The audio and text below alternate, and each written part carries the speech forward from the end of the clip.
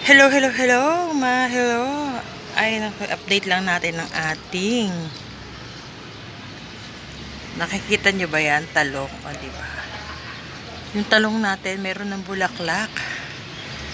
Ilan yan? Siguro 1, 2, 3. Yan, tatlo, diba? Tatlo. Yung talong natin to, meron na siyang bulaklak. O diba? Nakakatuwa. Natutuwa ba kayo? Diba? Ako natutuwa ako. Yan, talong natin. Itong isa medyo bata pa. Pero to, okay na siya, 'di ba? So pag ganyan, kailangan mas maraming lupa lalagyan natin. Yung mga lupang may mga fertilizer na. Yan ang ating talong. At syempre hindi pa pauli ang ating mga kamatis. Ayan, 'di ba? Ang lalago na, malago. Malago na ang ating kamatis. Ayan. Basa pa naman lupa nila. Ayan. So, mamaya natin sila diligan. Yan ang ating update sa ating talong. Diba?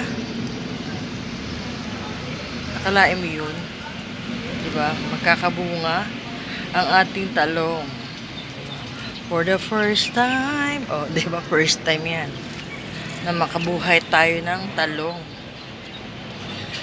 Yan ang ating talong. At syempre yung mga lemon ni tatay, ayan. Nilipat na sa banyera, mas malaki. Kasi mas maganda, mas malaki. Mas marami mga vitamins sa lupa sila makukuha. At ito pa, oh. Diba? Gumaganda talaga sila pag marami talagang lupa. May mga vitamins.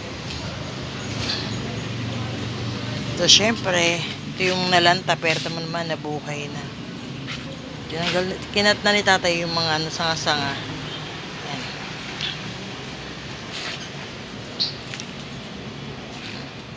Malalaki na lagayan nila.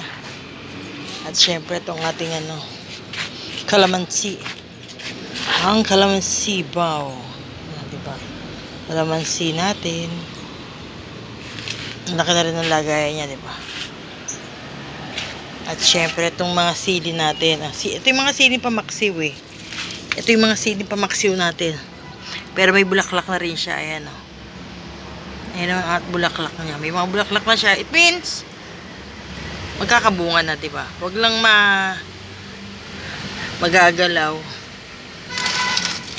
So, yun, maganda na sila. Diba? Magkakabunga na ating siling pamaksiw. Ayan o. Diba?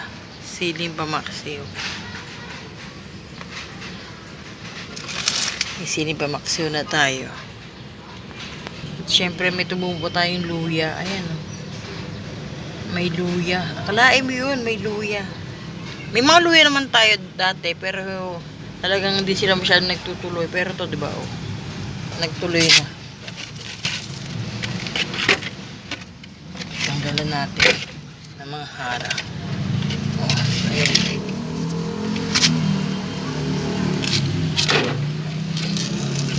Tanggalin, ano to? Piling ko hindi naman to luya. Luya ba to?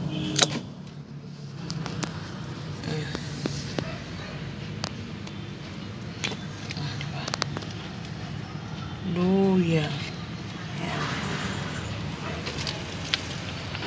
O, diba, basta pag nag-uulan, malulusog ang ating mga halaman, ang ating mga tanim.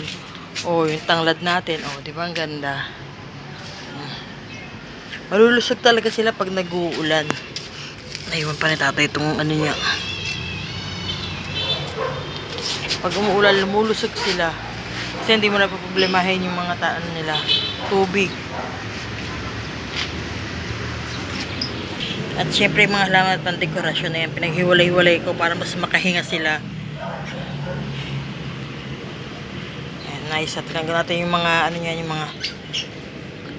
mga dahon-dahon na bulok-bulok. Ayan. Diba? At tapos syempre yung malunggay natin, oh.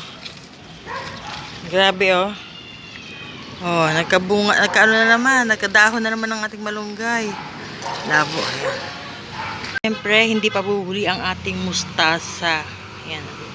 Noong nakaraan, naanihan ko na yan, di ba, naggupit-gupit ako. Ayan, tinabas-tabas ko na siya, oh. Nakailang dahon ako dyan. Tapos ngayon, ayan, meron na naman siyang dahon ulit. Yung pala technique doon.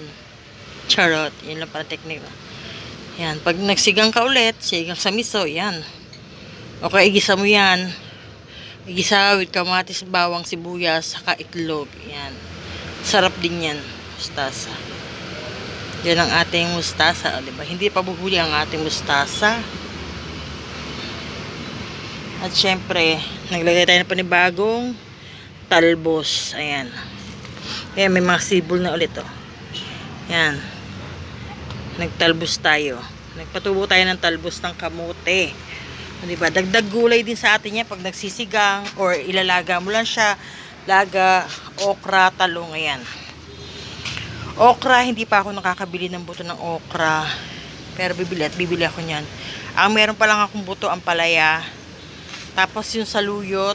Ngayon, magtatanim tayo sa saluyot. Kasi yung dati kong saluyot, hindi tumubo. Kasi pinagtutukahan ng mga ibon. Yung mga, binudbud ko lang yun eh. So, naubos. Pinagtutuka. So, magtatanim ulit tayo ng saluyot. For now, tumunang talbos. Talbos ng kamote. O, diba? May talbos tayo ng kamote. Meron tayong mustasa. Meron tayong malunggay. Tapos may pandan. Tapos magkakaroon tayo ng siling haba, siling pamaksiw. Ayan. Tapos meron tayong kalamansi. Diba? Tapos tanglad. Pag nagtitinola tayo. So, tanglad. Tapos itong lemon, wala pa. Ayan, o, diba? Lemonade.